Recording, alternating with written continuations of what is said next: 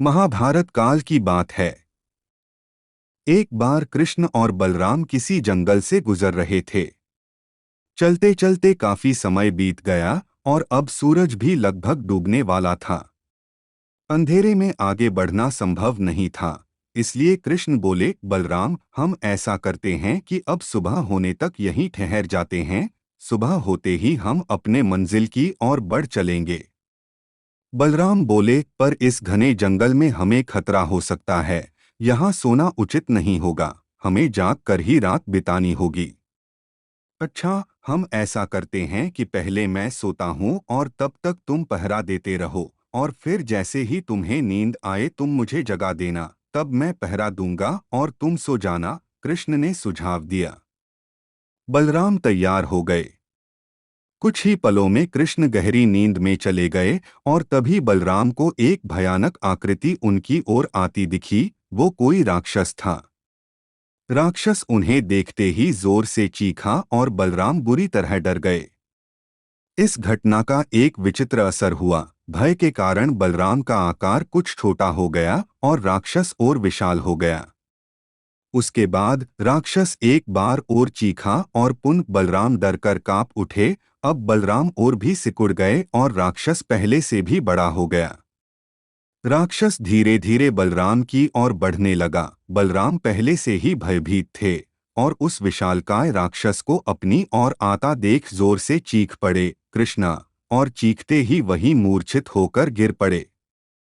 बलराम की आवाज सुनकर कृष्ण उठे। बलराम को वहां देख उन्होंने सोचा कि बलराम पहरा देते देते थक गए और सोने से पहले उन्हें आवाज दे दी।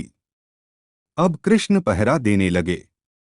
कुछ देर बाद वही राक्षस उनके सामने आया और जोर से चीखा।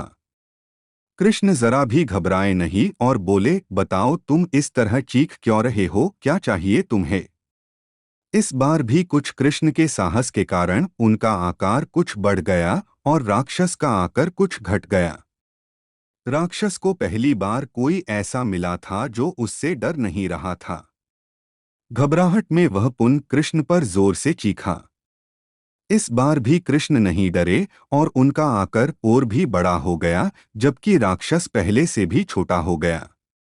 एक आखिरी प्रयास में राक्षस पूरी ताकत से चीखा पर कृष्ण मुस्कुरा उठे और फिर से बोले, बताओ तो क्या चाहिए तुम्हें?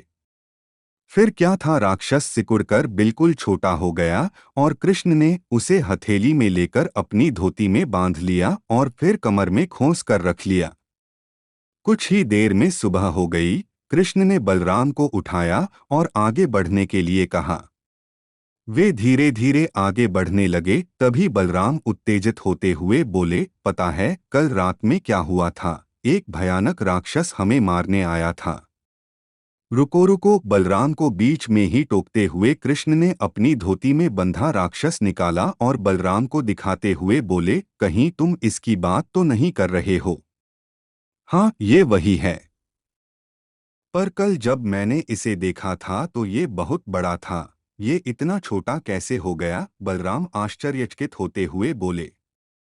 कृष्ण बोले, जब जीवन में तुम किसी ऐसी चीज से बचने की कोशिश करते हो जिसका तुम्हें सामना करना चाहिए तो वो तुमसे बड़ी हो जाती है और तुम पर नियंत्रण करने लगती है। लेकिन जब तुम उस चीज का सामना करते हो जिसका सामना तुम्हें करना चाहिए तो तुम उससे बड़े हो जाते हो और उसे नियंत्रित करने लगते हो। दोस्तों, ये राक्षस दरअसल हमारी जिंदगी में आने वाली चुनौतियां हैं। अगर हम इस चुनौतियों को टालते हैं तो ये और बड़ी होती जाती हैं। आखिर में ये हमें कंट्रोल करने लग जाती हैं। इसलिए हमें इनका साहसपूर्वक सामना करना चाहिए ताकि हम उन पर काबू पा सके।